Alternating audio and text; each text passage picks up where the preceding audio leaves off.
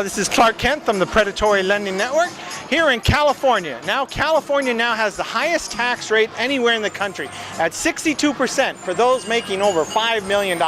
So we're around here talking to a couple millionaires about this to see what they think about this.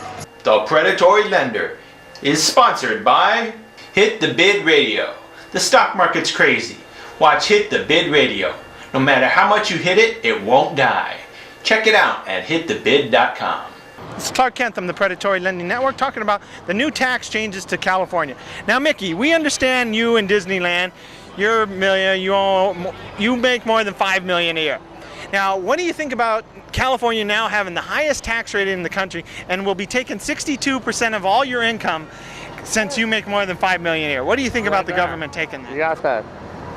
I think it's absolutely great because they're still going to have a hell of a lot of money left, so they'll have way more than they need, and I'm sure they have some like hidden away here and there and wherever in Swiss bank accounts, so I'm sure it'll still be okay, and I think it's a good thing though, seriously, because they don't need to just be sitting on it. I mean, honestly, give it up, give it up. I want to buy some guns. It's terrible.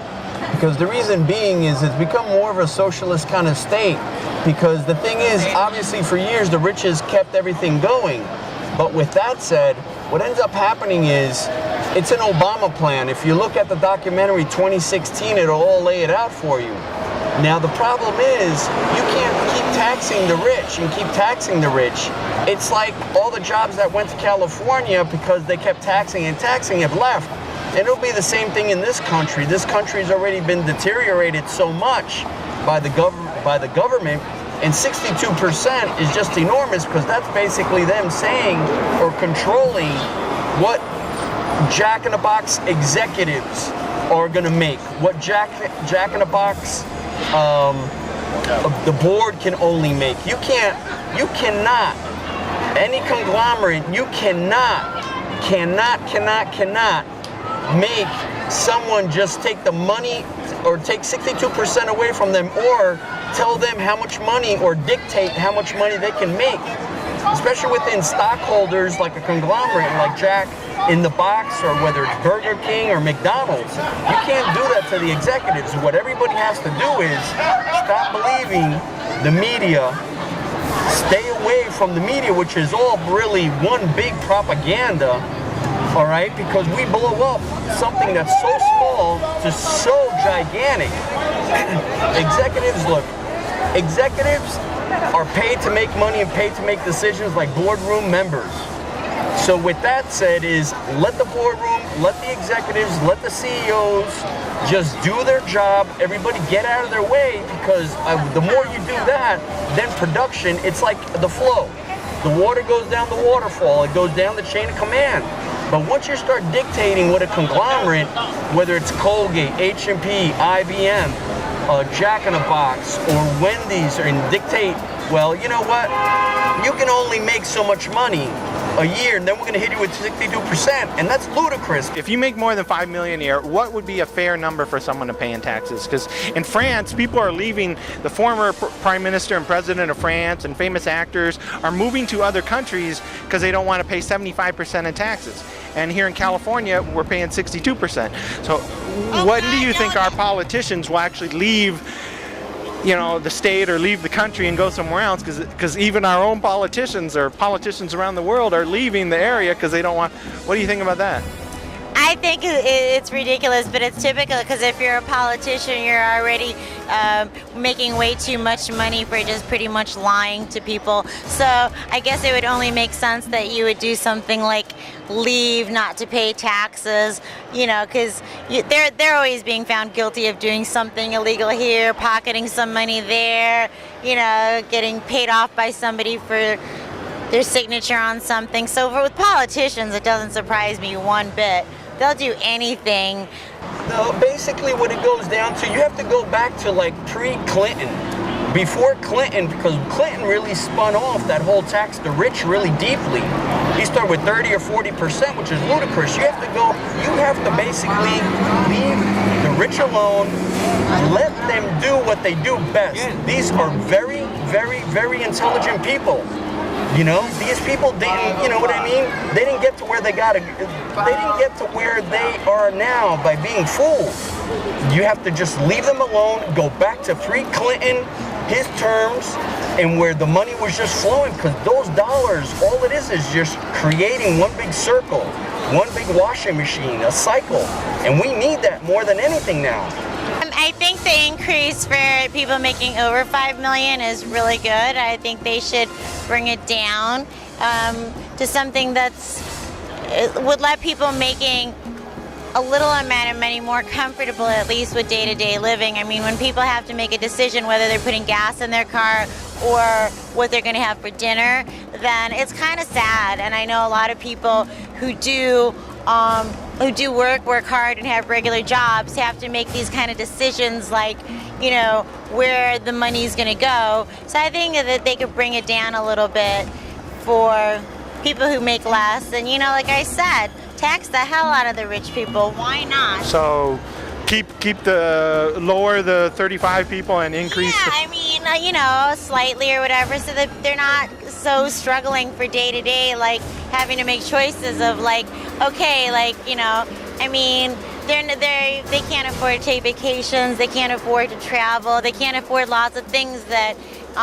you know, or they have to scrimp and save way too much. Do you know what I'm saying? So it would just be fair to lower it a little bit so they could, you know, be comfortable, you know, and then yeah, tax the rich, tax them. Several basketball players in Los Angeles have moved to other states and staying there for 6 months and 1 day because they don't want to pay the higher taxes in California. What do you think about that? Are you going to move out of California because of the taxes?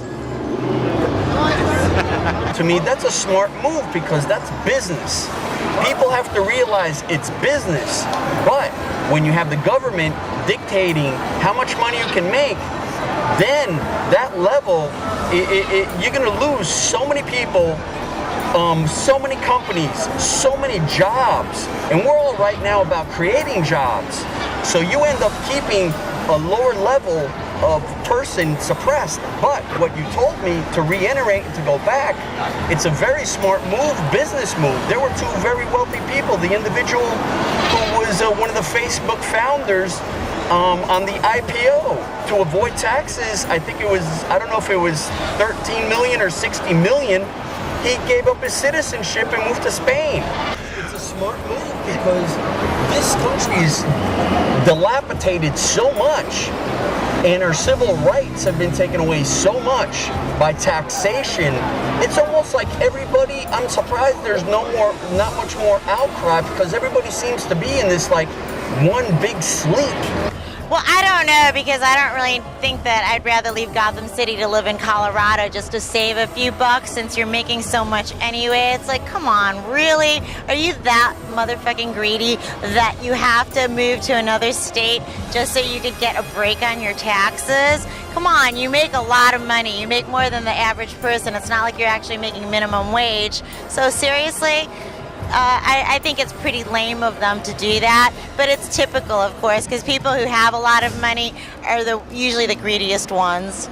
They're like, oh my God, I got to hold on to it. And you know what? Actually, they better, because if they suck at their game, then they might not get their contract renewed, and then they might be nice and poor, and then they might be walking the street here in Gotham City and living in a cave like yeah, that. That's right. So maybe they better sit on that money. So they're probably the ones worried about not having renewed contracts. Any good players don't have to worry about where they live because they're always making lots of money, getting lots of endorsements, and pretty much probably don't even feel it when they have to give up more in taxes. They're making that much, you know what I'm saying? Seriously. What would you have to say to the folks about this? I say I love Los Angeles. I love being here. We love the warm weather, but guess what? We are being fucked. So guess what? Don't take it up the ass. What should people do about this situation? Should the rich, actually stay in California if this continues to happen? No, run. Now, just run away, brother. Even if it drives them away and they go to other countries, that won't be a problem? Good, leave. Then if you don't want to do what you're supposed to do, then get the hell out of here, because you probably stole that money anyway, or did something corrupt to earn it. So in that case, we don't need you here anyway. Okay. So in closing, is there any last minute things you'd like to say to the folks? Yay, go buy some guns. Right now, you have to be an entrepreneur. If you have an idea, throw it out there. You have nothing to lose. But play it smart. Look globally. Look internationally. The global economy, because since 2008, when the crash happened, everything is totally different. You have to think outside the box to make money now. Outside the box. No pun intended. But you have to literally think outside the box and give it your best. You've got nothing to lose, but think globally. The United States, so far from what in these next 3 to 4 years, is going to be shot. It'll be a totally different level of economy, culture, and class. There will be no middle class anymore. It'll be low and high. So to everybody out there, you've got nothing to lose. Throw an idea out there, but think globally. If your idea can work here, what makes you think it won't work in Russia, Singapore, Japan, England? So in closing, this is Clark Kent from the Predatory Lending Network, signing out. The Predatory Lender is sponsored by... If you could change your fate, would you? Hi, I'm Laura Croft here at the Los Angeles Convention Center for the Anime Expo 2012, and I made my money from Hit the Bid. It's helped a lot.